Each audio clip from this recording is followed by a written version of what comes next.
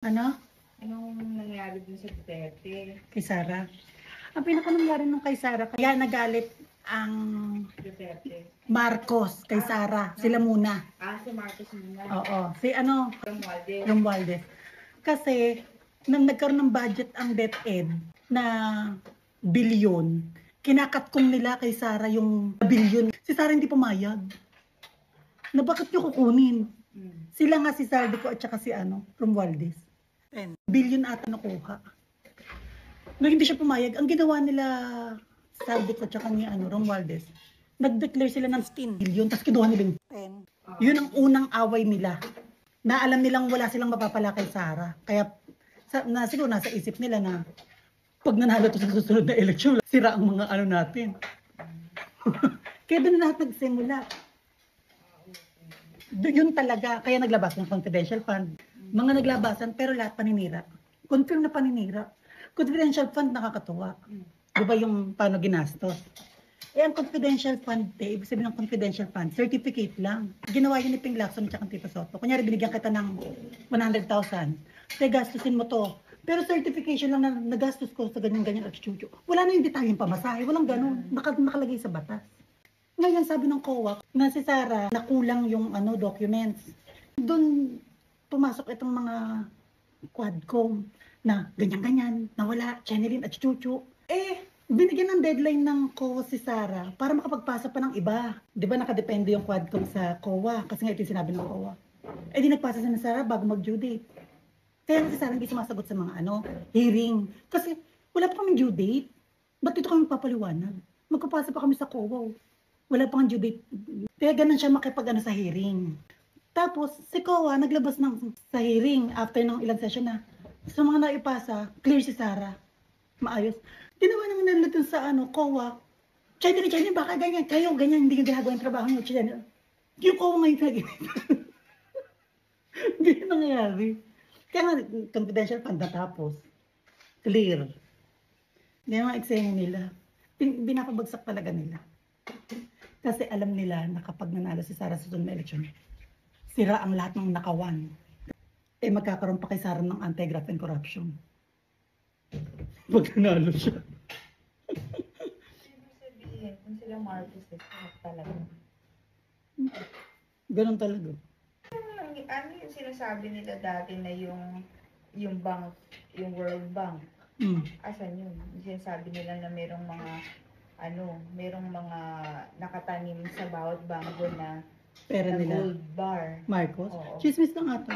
Hindi ko rin confirm. Chismis lang ata. Tapos tingnan mo ngayon, sinusunod nila si Duterte.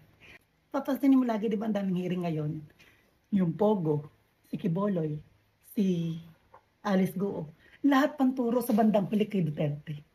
Kasi sinisira lang nila. Mga hindi totoo.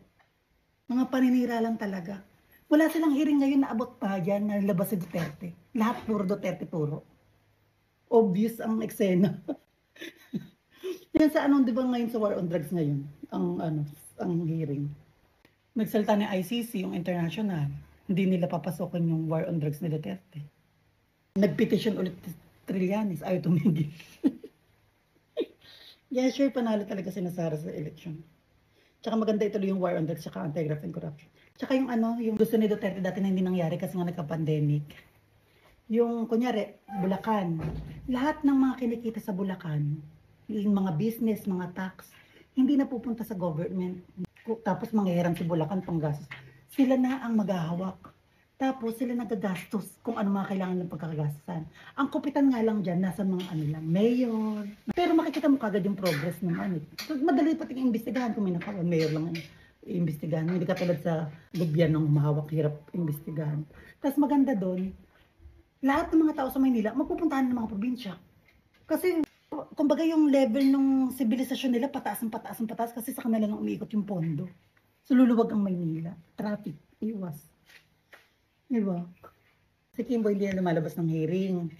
Yung congresswoman ng Marikina, yung dating picture, nung nangangampanya pa lang siya, yung mga bababang posisyon pa lang, naka-tricycle siya. Ngayon, sinilip ng mga tao yung mga relos, mga bag, pag may hearing, mga milyon. Mo? Oo. Okay. Tapos siya ang nag-aano kay Sara, yung sa script nga, yung confidential fund issue, yung sa hearing. Siya yung binarabara ni Sara. Na plano nyo to, no? Scripted to, no? Tapos ano na siya ngayon, hindi lumalabas sa mga hearing. Tahimik siya. Raul Kimbo. Ngayon mga sumusunod na, sina Dan Fernandez, yung Quadcom naman. Mga feeling siga sa Congress. Sunod-sunod yan. Ang dami kasi, mga tao kasi nag-iimbestiga sa kanila. Tapos, tsaka hindi talaga dadalhin. Ako kaya ginagawa ko yung mga vlog ko talaga, sinesave ko, yung mga ginagawa ko. Kanyari, ganito yung ginawa ng ano. Pagdating ng election, tsaka ko yun i-repost para maalala ng tao na ito yung mga pinagagagawa niyan. Kasi minsan nakakalimutan. Parang hindi talaga maiboto yan. Mabuisit. Nagtulong-tulong lahat ng Congress para kay Sara. Kasi nga wala silang mananakaw. Pag si Sara na naging presidente. Tama yung sinabi ni Duterte na nasa Congress ang pinakamalaking nakawan. Totoo talaga. Totoo naman talaga. Kasi sila nagbibigyan ng budget eh. Tingnan mo di ba yung hearing ngayon lahat sa Congress at sa Senate sa mga Duterte? Yung sa PhilHealth pang bayan yan, hindi pang kay Duterte, pang health ng lahat ng Pilipino. Yung flood control pang lahat ng Pilipino. Hindi tinatalakay yung pang dapat pang bayan, yung pang bansa. Puro Duterte. Alam mo ng ano, yung talamak na talamak kung sila manira, ganyan tag nila yun. Alam ng lahat ng tao. Dati nga pag nag-post ka ng atchuchucho, may mga lumalaban pa sa'yo eh. Siguro mga 60%. Kasi yan nga eh. Kami Marcos sa chuchucho.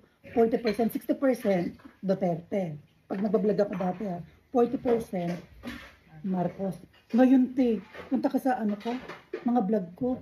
Siguro sa 100 nag-comment, isa lang, hindi Duterte.